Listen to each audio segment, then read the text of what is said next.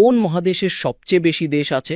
সবার নিচে থেকে শুরু করলে অ্যান্টার্কটিকা। এটি বরফে ঢাকা একটি অঞ্চল।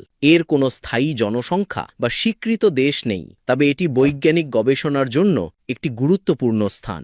এরপরে দক্ষিণ আমেরিকায় 12টি দেশ রয়েছে। তারপরেই আছে ওশেনিয়া, যার মোট 14টি দেশ রয়েছে। উত্তর আমেরিকার 23টি দেশ রয়েছে, যার মধ্যে মধ্য আমেরিকা এবং ক্যারিবিয়ান দেশগুলি অন্তর্ভুক্ত। প্রায় 10.18 মিলিয়ন বর্গ কিলোমিটার আয়তনের ইউরোপে 44টি দেশ রয়েছে। স্থলভাগের দিক থেকে বৃহত্তম মহাদেশ এশিয়া, যার মোট দেশের সংখ্যা 49টি। অবশেষে আফ্রিকা, বিশ্বের দ্বিতীয় বৃহত্তম মহাদেশ, যার সর্বমোট দেশের সংখ্যা 54টি। এর আয়তন প্রায় 30.37 মিলিয়ন বর্গ কিলোমিটার এবং 1.3 বিলিয়ন লোক বাস করে। সুতরাং কোন মহাদেশে সবচেয়ে বেশি দেশ আছে?